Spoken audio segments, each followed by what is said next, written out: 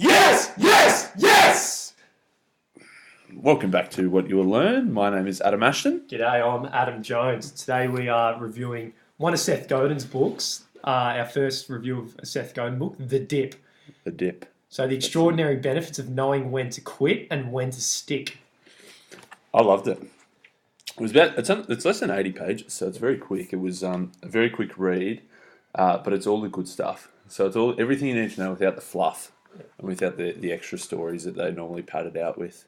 What do you think, mate? You liked it? Yeah, absolutely loved it. It's probably the perfect book for me to read right now. So it's just one of those things. Like there's this, a lot of people think like the quitters never win and winners never quit. So Seth Godin says, no, that's not true. Winners quit all the time, but they just quit the right things at the right time. Yeah. You got to quit. Yeah, you have to quit stuff to enable you to keep going with the stuff that's important. So he says at the very start of the book, the first thing, being best in the world is seriously underrated. So he says if you've got a whole bunch of projects, you need to quit the ones that you're not going to be the best in the world at and just focus on the ones that you are. Yeah. So, focus your energy, save all your resources, not for the little bullshit projects you might take on. And just put everything into what's important to you. And he says, quit the wrong stuff, stick with the right stuff, and have the guts to do one or the other. Yep. Yeah. So do you want to talk about, mate, what the dip and the alternatives are? Yep. So he talks about 3 different curves. So with every project and everything you're doing in life or whatever, there's 3 different kind of curves that follows a certain project. So the dip, the cul-de-sac, and the cliff. So first of all, the dip is like, so at the beginning of the dip, when you take on a project, at the start it's very fun and things seem easy and everything, but then all of a sudden you hit a wall or what he calls the dip. So things all of a sudden start getting difficult. So a lot of people think these difficult times are the hard times, but this is actually, the dip is what makes the end of the project so valuable, because a lot of people can't last through the dip. And then at the end, there's scarcity, because you've learnt the certain things or you've completed a project. Let's say writing a book, for example. Through the middle, it's very difficult to do, but when you get to the end, you're an author. And there's a lot of scarcity around being an author, and that's where the value is, and a lot of the perceived value is. So, yeah, I love it. So he says the dip is the long slog between starting and mastery. So as you said, Big Jonesy, at the start, you start seeing results. And I was thinking this morning, I went out and checked on my garden. I've got a little garden out the back, and I thought at the start it was sick because you got to see the little shoots. So at the start, you could see the results, and then as it got longer and longer, they just looked the same every day.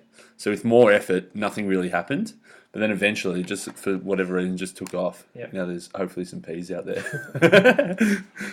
So he also says, like, the worst thing you could possibly do is you start the project, spend all your resources, time and money at the start, and then you get to the dip and then you quit. Yeah. That is the worst and most stupid thing to do. And a lot of people do start a new project, get to the dip, then quit, and then it's like a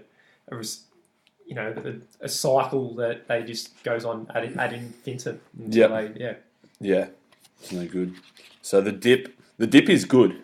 The dip is good. What you want. The dip is what you want. So you get to the point where it's tough, and when you push through it, then you hit the results at the end when everyone else quits. Yeah. So the dip is good. What's bad? So there's another thing called the cul-de-sac. So in other words, it's a dead-end job where you're just really not going anywhere. You're just floating through and everything's kind of comfortable and you're not really pushing yourself or challenging yourself and you're just not going nowhere. That's a cul-de-sac. What do you reckon? Yep.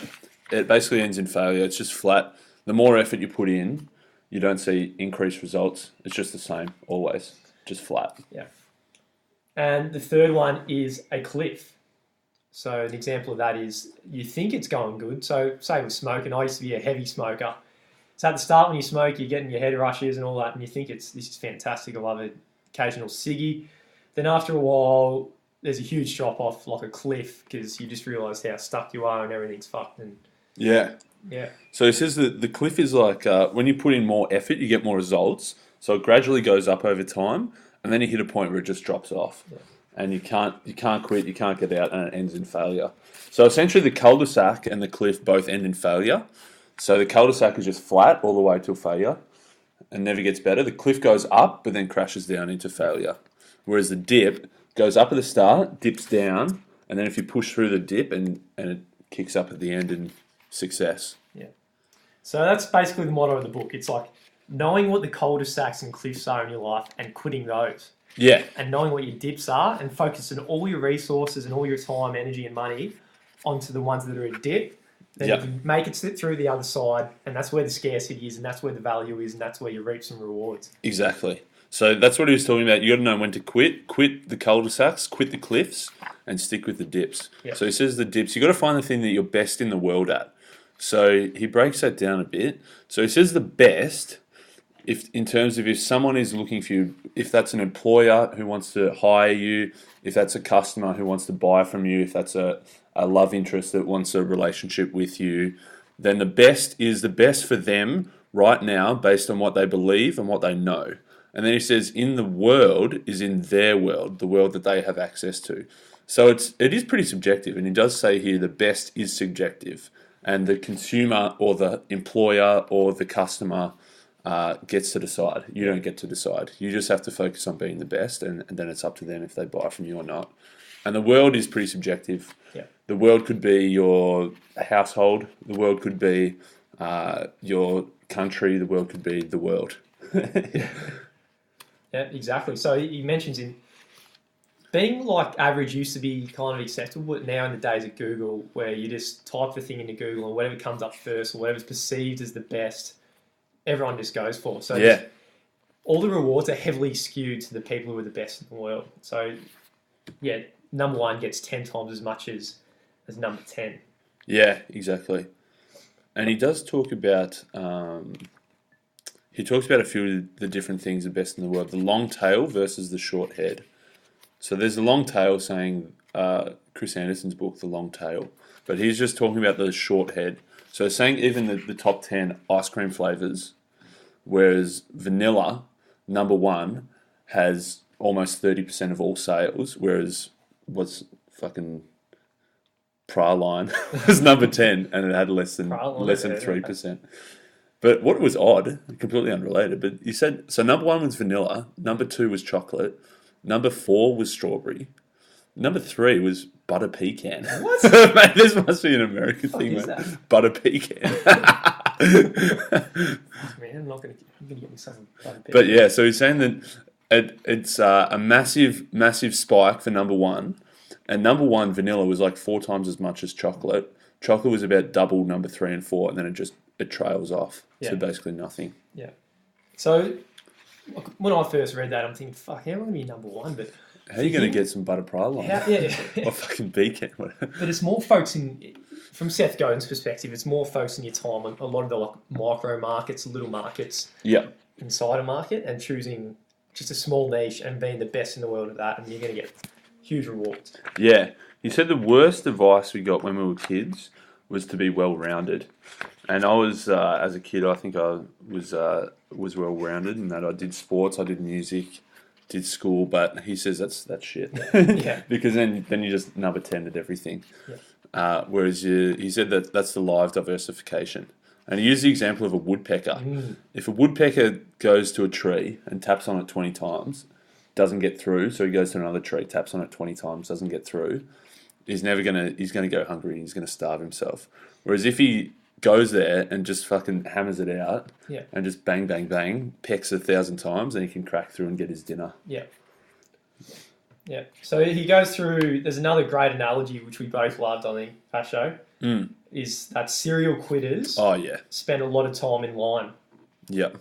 So it's basically when you go to a supermarket and you're tactically choosing the best line to go into to get to the front first. So there's option one, you pick the shortest line and you get in it and then you stick with it no matter what. Yep. So this is emblematic of the projects that a lot of people take. Option two, you pick the shortest line, then you switch once at a maximum. Yeah. And if someone holds up the line, then you stick with it anyway. Yeah. So you see if the first time you're in a line and then there's a mum with her kid, she's forgot something, the kid runs off to get it, and then she can't find her card, and then you think, well, fuck this, I'm going to change the lines. But once you make that first change, then you stick with the second one. Yeah. And what's the third? And then the third person, so they pick the shortest line at the start, but then they keep scanning and looking around for the other lines, thinking this will be the quickest way to get to the front. So they keep on switching to the shortest line until they leave the store. But the problem with this is, in the search for the quick fix, you waste your time and energy jumping between the queues, but you never really get to the front. Yeah, exactly. If you're always looking for, if you're fifth in line and then you think, oh, that guy's fourth in line, I'll go there. That slows down. So then someone else, oh fuck, I can go to third in line here. Yeah. But then you're always going to be second in line because that's always going to be the shortest line. You're never going to get to the front. So that's an example of those people who are on their 6th or 12th new project. Yeah. Which I reckon I've been a little bit like yeah. that. Always jumping into a new project and not pushing through everything to the end. So that little analogy had quite a big impact on me. It made me. Yeah, I was reading that page 45. Yeah. I was blown away. Yeah. It was good. Loved it. Yeah, that's it. Pick something that you're going to be best at the world at. Remember, that's best subjectively in your world, and stick with it. Yeah. And that's what he says: quit or be exceptional. They're the only two choices. Average is for losers. Yep. So fuck that. Okay, mate. Let's get to some lists. Adam forgot his book, and he said he forgot to write down the lists. Yeah. So here's a list here. 7 reasons why you might fail to become best in the world. So the 7 reasons you might fail. First, you run out of time and quit. Second, you run out of money and quit. Third, you get scared and quit. Fourth, you're not serious about it and quit. Fifth, you lose interest or enthusiasm and settle for being mediocre and quit. And then, what are we up to? 6th, focus on the short term instead of the long term and quit. And I think there's one that's slightly different. Yeah. Lay it on us, mate. You pick the wrong thing at which to be the best in the world at because you don't have the talent. And That's it. So that's it. So basically, the 7 ways to failure is quitting. Yeah. Or picking the wrong thing. Yeah. Yeah. So you got to pick that right thing, push through the dip, and go for it. And he says when you're in the dip, like he has another chapter like no one quits the Boston Marathon at mile 25. Yeah. So if you push through long enough and you can see the end in sight, then you're more likely to go push through with the project or the goal or whatever it is it may be. Yeah, exactly. So he said in the first 10 miles, you get a few people quitting. From 10 to 15, there's a few more quitting. From 15 to 20, a lot of people are quitting. Because that's when it's tough. You've just run 20 miles and you're cooked. Yeah. And it's getting hard. Your legs are tired. You're dehydrated. And you just feel like shit. Whereas you're saying at mile 25, when you've got a mile to go, and you can see the finishing line, you can see the crowd cheering you home, you're nearly there, that's when you're going to go through it. Yeah. So before you quit, there's 3 questions to ask before quitting. Yep. Am I speeding up too fast for you there, mate? I'm just trying Just fucking rummaging through it, trying to find it. here Anyway, we go. Question You got them number now, 1. or do you need them? Am I panicking? So the best quitters decide in advance when to quit. So before you start taking on the project, you got to understand there is a dip going to be there. So you got to put down the criteria of when you're going to quit, right? So people normally quit in the moment, and that's exactly the wrong time to quit, is when you're panicking or when it gets hard or you get overwhelmed. You just automatically quit straight away. There's always that trade-off between short-term and long-term, isn't it? Mm. So there's that short-term gratification or the long-term satisfaction. And I think in the short term, when you're in the dip and it feels like you're working hard and getting no results, that's when you might quit. Yeah. Whereas in the long term, if you just push through that short-term pain and hit the spike and succeed, that's good. Yeah. It's a hard one. I'm going off track a little bit here, but was it Edison who did the light bulb? Who tried like 1,000 times? Yeah. So it's hard to imagine what was going through his head or what that dip was he pushed through or how he knew to push through it. Because no one had ever done light bulb or whatever. Yeah. Failed like 1,000 times or something. But yeah, pushed through the dip and got through it. So yeah, there's stories on both ends of people quitting tactically and sticking with it. Yeah. He says quitting a tactic versus quitting a strategy. So quitting a tactic means if you've got a long-term strategy, and that might be to become the CEO or become a millionaire or whatever it is, The strategy is to become the CEO, become a millionaire. The tactic might be this business that you choose or this job that you go for. Yeah. So he's saying you can quit the tactic, you can quit that business, you can quit that job, but don't quit the overall strategy Yeah.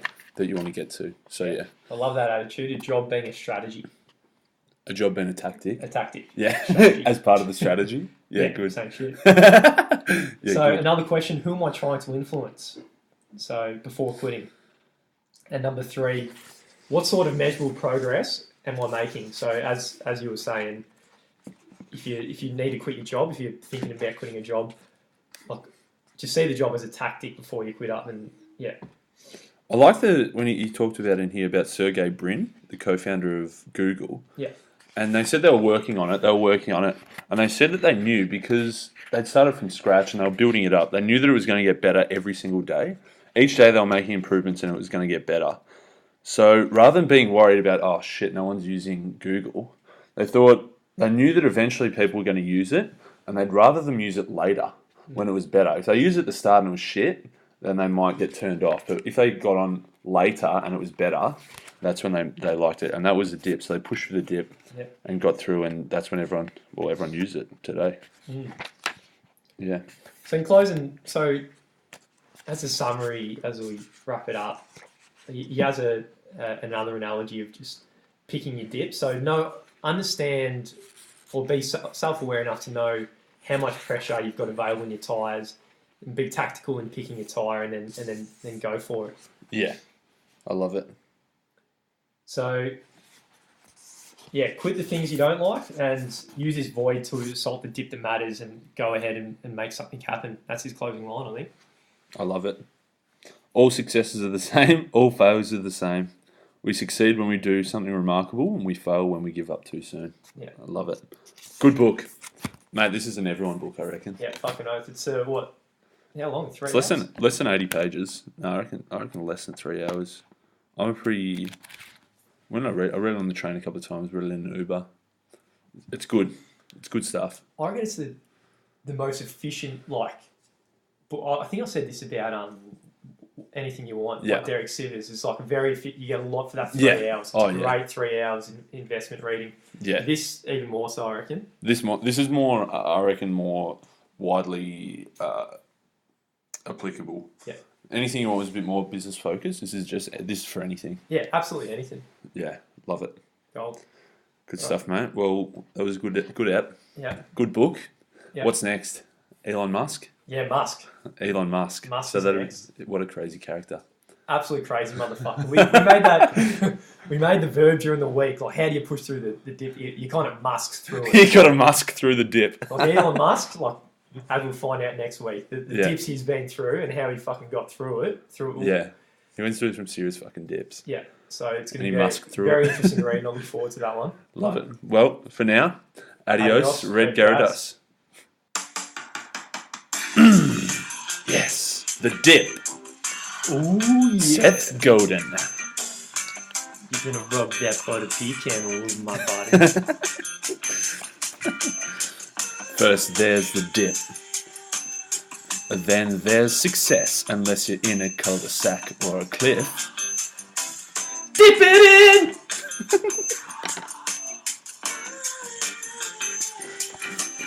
If it's worth doing, there's probably a dip.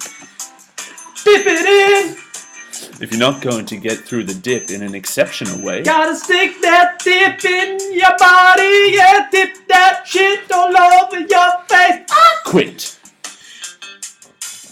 The extraordinary benefits of knowing when to quit and when to stick. You gotta know when to quit and know when to stick. Gotta dip that shit right over your thing, baby boy. The dip.